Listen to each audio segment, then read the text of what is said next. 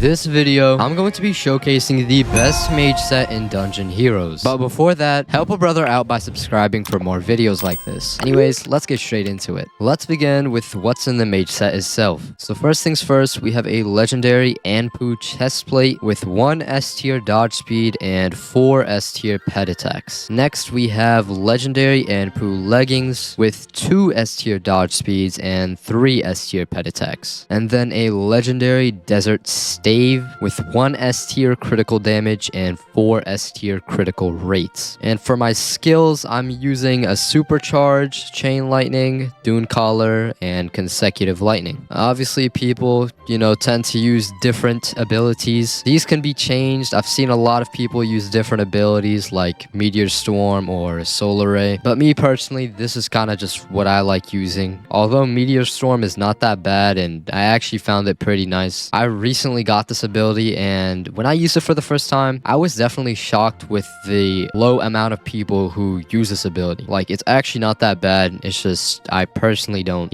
like it. I am using the Baboon King. I usually rotate between Baboon King and Bolzarog, but yeah, I'm also going to be opening all 75 of these desert pet chests later in the video. So stay tuned for that, and let's see if we get anything good. Honestly, none of the pets in this chest are really good, but let's see if I get lucky and we could probably craft a uncommon boss pet. So yeah, let's get straight into a solo game and just try out the set and see how fast we can complete the dungeon. So usually in solos, I don't do that well. In fact, I get times like 3 minutes, 30 seconds. Usually in groups, I do it a lot faster. But yeah, let's just group them up. So yeah, that's kind of what the Baboon King does. As you can see, he kind of just nuked out of nowhere. The problem with the Baboon King, though, it's very inconsistent. Like, that nuke kind of takes some time to cycle to. But yeah, here you should, if you're doing solo, you should definitely gather them up. They're really split up, and trying to use an ability when they're all further apart is not the most efficient way to kill them. My nuke kind of missed the ones over here, but that's fine. Just gotta M1 these. And I'm actually terrible. Oh my god. This is also my first game of the day, so I am a little slow. But yeah, that's definitely gonna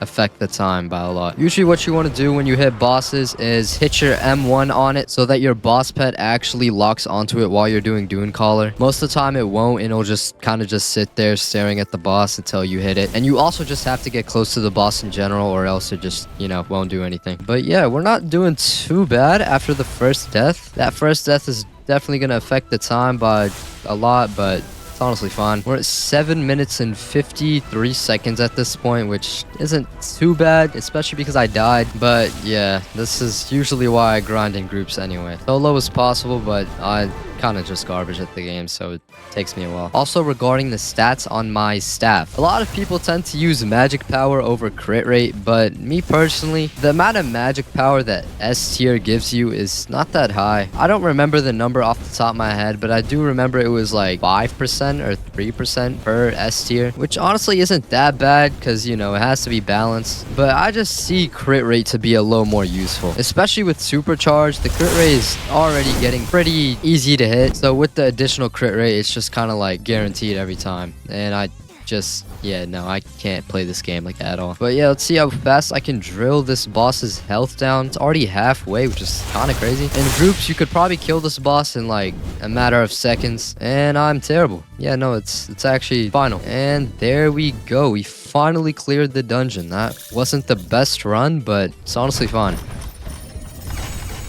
We got 2 uncommons and 1 common. Unfortunately, we didn't get super lucky with that. It doesn't really matter for me since I kind of already got everything maxed out. But yeah, and then also these quests do give you some random chests and keys from different worlds. The quests are not that good in my opinion. They should definitely give you more items. But yeah, let's look at that time. We cleared the dungeon in 3 minutes and 42 seconds. That's honestly not the best, but it's fine for now. The best time I've gotten in a group is 2 minutes and 2 seconds, which I've honestly never seen anyone get higher, but there, definitely is someone who's probably gone higher. But yeah, let's head back to the lobby. I have seen some people get like 2 minutes and 30 seconds on solo, which is honestly kind of insane. I don't know how you can do that. You probably just have to be good at the game, like in terms of like dodging and just, you know, what to get first, stuff like that. This game is also just pretty fast paced compared to other dungeon crawlers. But yeah, let's just claim our quest. We only got one. Let's just open up all these chests. So we can start off with the one forest pet chest, see what we get from that. We did not get anything, unfortunately. The only good thing we'd expect out of it anyway is a Bolzerog, probably. Well, yeah, that is the only good thing you can get from it. We did not get anything, unfortunately. Hoping for that YouTuber luck. I've definitely seen a lot of YouTubers get, you know, some pretty crazy things. But let's open these two forest pet chests. Or no, these are not forest pet chests, and we just didn't get anything. So yeah, that's unfortunate. But yeah, now let's actually open these and see what we can get. Let's start off with 5, and we didn't get anything. Let's continue opening these. We just got the Abu Hal pet, which is one of the boss pets, so that's pretty cool. I do already have one, so if we do get multiple, we could probably make an uncommon. But yeah, let's just open all of these and see what we get at the end.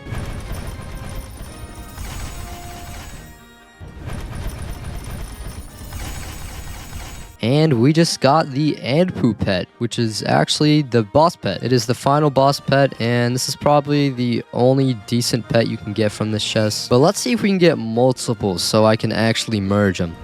Let's open some more and see what we get. Oh my god, we just got 2 Andpoo pets in the same 5 chest kind of rotation thing. I don't know what you want to call that. That's pretty cool. Now we have 3. Let's see if we can get 2 more so we can at least merge one. We got another Abu Hal pet. Also, I don't know if I'm saying any of these right, so we only have around 20 chests left, so seems like our luck isn't the best, but at the same time, we did already get a few boss pets.